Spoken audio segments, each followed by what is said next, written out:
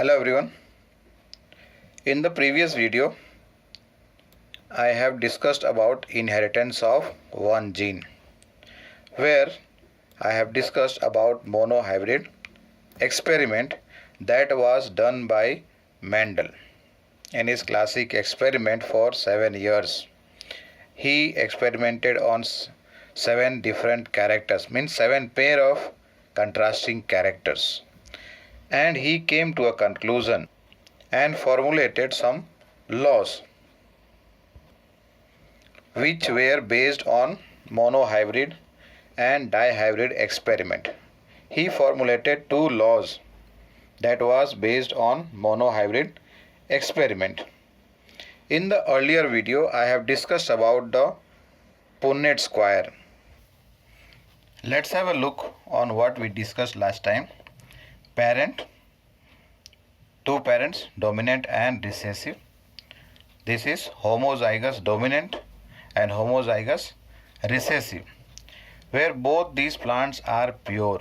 Why pure? Because they are homozygous dominant or recessive. Now by meiosis segregation takes place. So as a result of that, in one gamete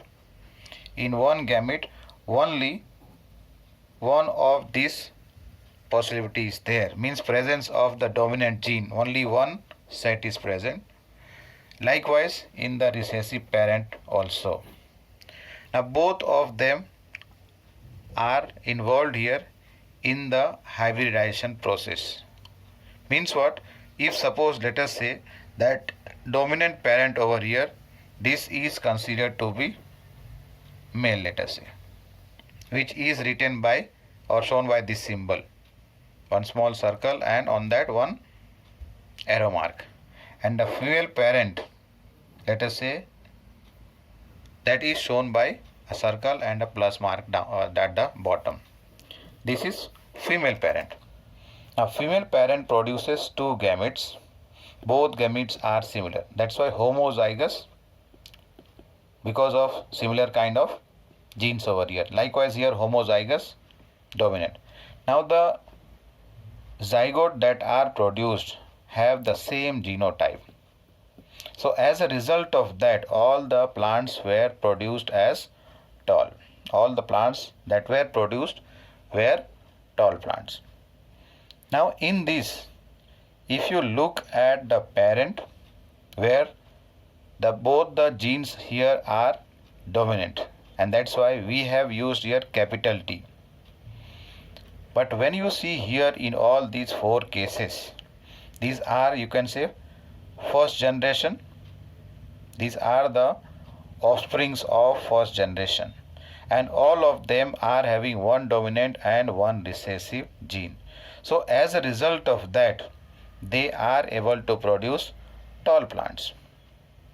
That means what? There is something which is causing the, or otherwise bringing the character of tallness in F1 generation. Now when he further utilized this F1 offsprings for further experiment, what he did, he carried out self-pollination or self-fertilization. Pollination will lead to fertilization. So any of the 2 parents are selected from here, or on the same plant only one plant is utilized, where if it is bisexual flower or bisexual plant. So in that case, let us say the genotype of F1 is having the genes capital T and small t. Here also same thing. By meiosis, they are going to produce the gametes, and 50% chance is there. 50% chance is there to produce a gamete having the dominant gene, and 50% of the gametes will be having recessive gene. Similarly in the other case also, other parent also.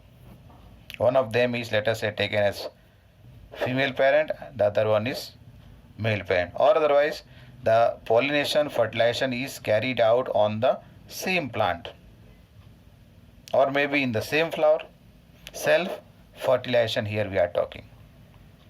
Now As a result of the fertilization, let us say between these two options are here, dominant gene, both the, let us say this is male again. So all the pollen grains that will be there, out of the pollen grains, 50% will be carrying the pollen grain, the gene in the pollen grain as dominant, that is represented here by capital T, and other 50% will be having the gene recessive one, which is represented here by small t. In case of the female gamete also, in the ovules, the egg cell will be having 50% dominant gene and 50% recessive gene.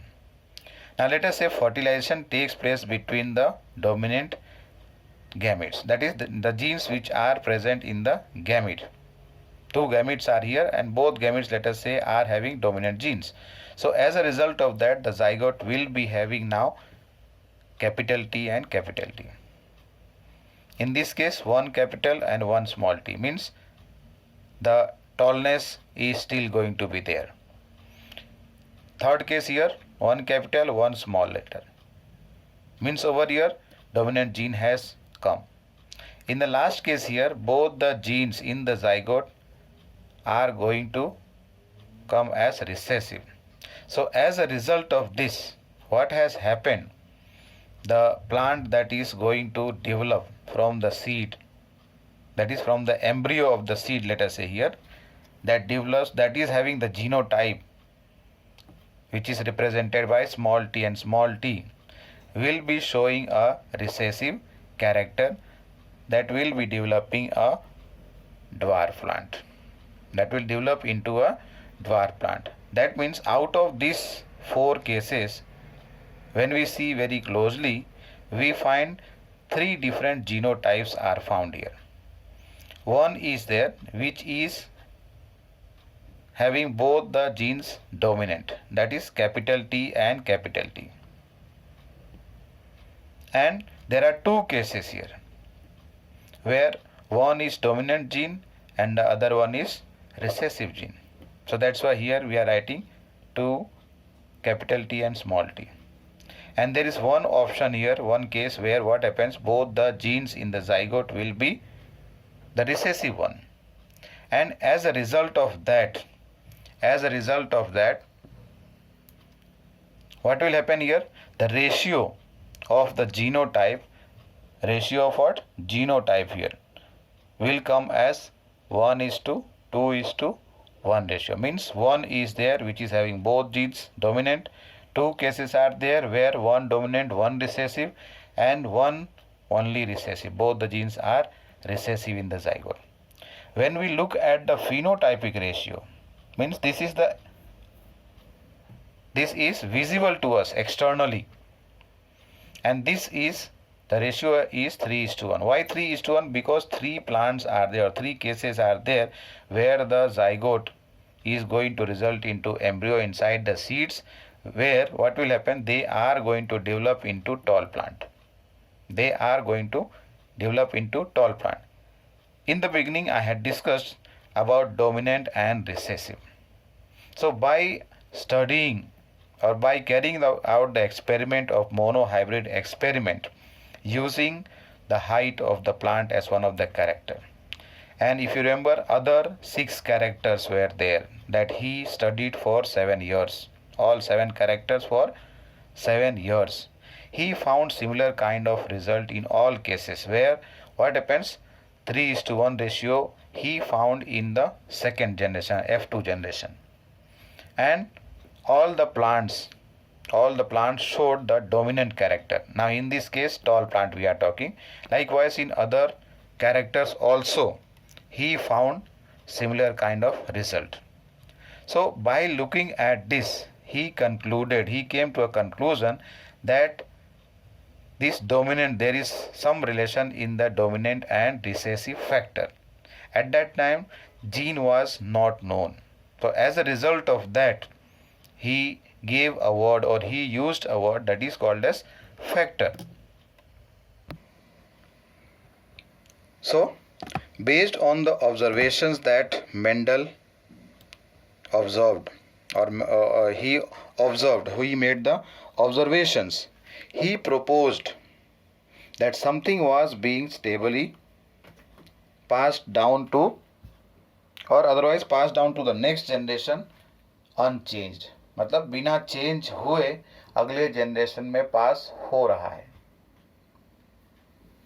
From the parent to the offspring, and that also how does it passes, or how it is getting passed through the gametes over the successive generations.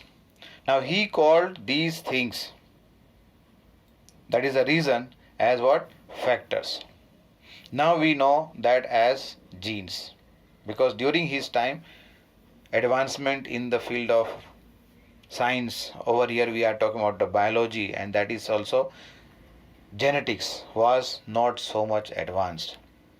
Now over here genes are, that's why now considered as they are the units of inheritance. Now the alphabetical symbol that we have used in order to denote the dominant character, Mendel used capital letter, and in order to show or denote the recessive character, small letter. And that is why homozygous dominant and homozygote recessive word we have used earlier. And so what happens in the second generation? First generation, all the plants had the genotype as capital T and small t, only capital T and small t. But in the second generation, all three different types of genotypes were visible. One was there which was having capital T and capital T, two cases were capital T and small t, and one was having small t and small t. Means genotypic ratio 1:2:1 ratio. Now Mendel had also proposed that in a true breeding tall or dwarf pea variety, the allelic pair of the genes for height are identical or homozygous. Means the parents here we are talking, they are identical, having the genotype as identical, and they are homozygous. It is the same thing, identical or homozygous. In case of one tall plant, it was having the dominant gene, both of the dominant gene, and in case of the dwarf plant, it was having the recessive genes respectively. Now over here, what would then be the phenotype of plant that had a genotype capital TT? Means what? How will it appear externally? So earlier I have discussed in the chart that capital T and small t is going to result into a tall plant because of the presence of one dominant gene. So here, as Mendel had found the phenotype of F1 heterozygote, that is one capital and one small t, to be exactly like the capital T and capital T. Means parents had both the genes dominant, and the F1 generation is having one gene dominant, but both of them are exhibiting the same character of tallness, even though there is a difference. That is, he proposed that in a pair of dissimilar factor, one dominates the other. One dominates the other in F1. That means what here? Capital T that we have used here is dominating small t. Capital T is dominant and small t is recessive. And that is why here capital T will be called as dominant factor and the other one small t is called as recessive factor. He also observed identical behavior in all the character or traits, that is pair that he studied in other cases. If you remember 7 characters, 7 pair of character. So similar kind of result he observed in those characters also, and due to that we are using the capital and the smaller letter. Why we are using it is because it will not become difficult for us to remember whether T or D should be allele of each other. When we talk about small t and capital T, they are allele of each other. Like here if you consider, both of these are allele of each other. Here also same thing. And in the third case here, capital T is allele of small t and small t is allele of capital T. That means the alleles can be of three types.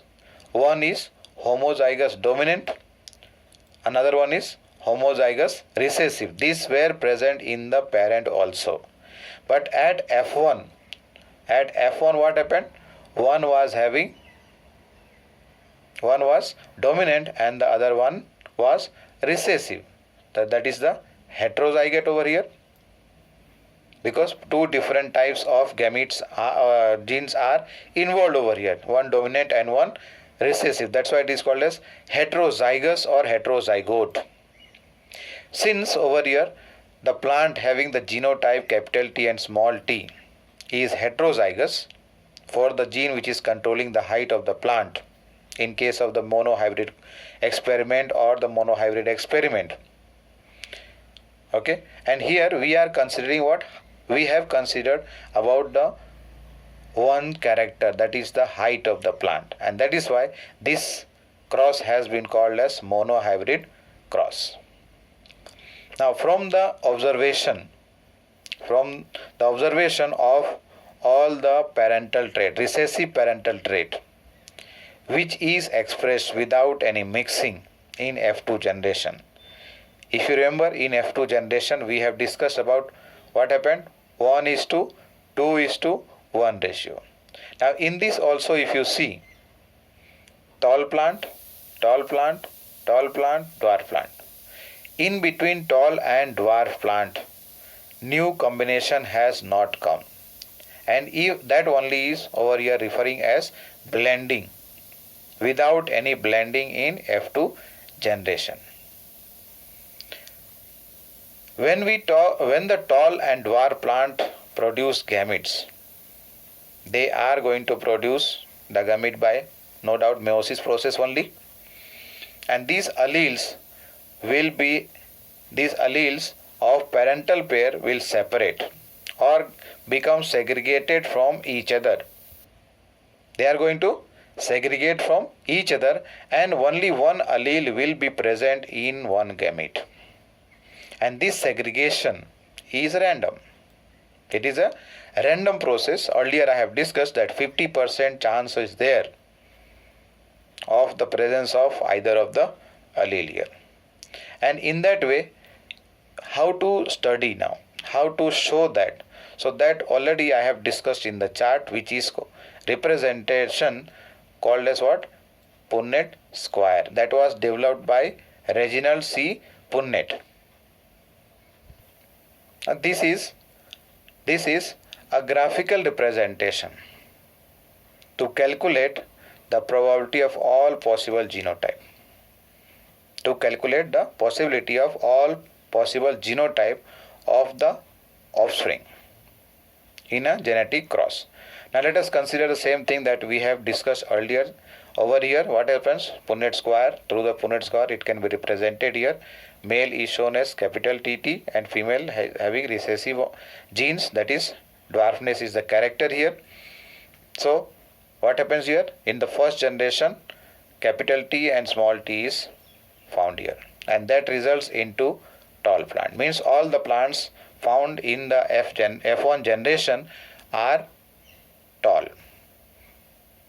Right? And earlier I have used the symbol as to what symbol is utilized to denote the male and the female gamete, or the male and female parents. Now the F1 are again self-pollinated. F1 plants are self-pollinated, and as a result of that, male and female parents are going to have similar kind of gametes, and that results into the genotype 1:2:1 ratio. And when we talk about phenotypic ratio, it will be 3:1 ratio. All this I have discussed earlier with the help of the chart. Now over there we have discussed about this. One case is there out of 4, one is coming as what? The zygote is having both the genes dominant. 2 cases are there where the zygote is going to develop or have one dominant and one recessive gene. 2 out of 4 means 1/2. And the last one, small t and small t in the zygote, will be is only 1. So that can be written as 1 by 4. That means at F2, that is second generation, 3/4 of the plants are tall. No doubt in that. But over here, out of these 3/4, or let us say 3 out of 4, one is having the genotype as capital T and 2 are having heterozygote, that is capital T and small t. Now over here externally we cannot distinguish. बाहर से देख करके हम नहीं पहचान सकते हैं कि what will be the genotype of the plant. What will be the genotype of the plant we cannot find out. So that's why that can be shown over here, or that is utilized over here. Let us talk first. So within the genotypic pair, let us say one dominant and one recessive, that is heterozygote, one character, that is capital T, is tall, is expressed, and small t, it is the recessive gene, so it is not expressed. So at least one gene is present which is being expressed, and it shows or expresses the character. That is, over here we have been talking about capital T, which is for tallness, because this character, or otherwise this gene capital T dominates over the other allele, that is the small t, which is responsible for dwarfness of the plant. Now when we add all these, just now we said 1 by 4th, 1 by 2, or otherwise half you can say here, and 1/4, all of them over here. So that means what? The phenotypic ratio 3/4 tall, that is equal to 1/4 of capital T and 1 by 2 of 1 small t and 1 capital T. So that is over here added. So here 3 and 1 means what? 3 tall, 3/4 are tall, and 1/4 is dwarf here. And that's why the ratio, phenotypic ratio, is becoming 3:4, and genotypic ratio 1:2:1, because 1 is here, 2 is this one, and only 1 is the last one, that is small t and small t. Now all these three ratios can be added. That can be added mathematically to form the binomial expression here, ax plus by whole square. If you remember, simply a plus b whole square. A plus b whole square, you will remember that, where what happens, t, small t and capital T are in equal proportion. 1 by 2 you have to use. 1 by 2 t plus 1 by 2 small t, the whole square.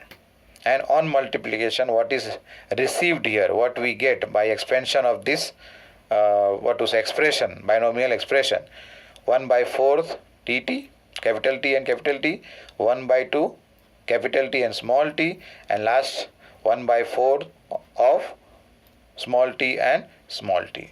Now Mendel self-pollinated these F2 plants, and then he found this result. Now what do you think he would have got had he self-pollinated a tall F2 plant? Means after carrying out the self-pollination in F2 plant, what result he would have got? I am going to discuss this in another video. Thank you.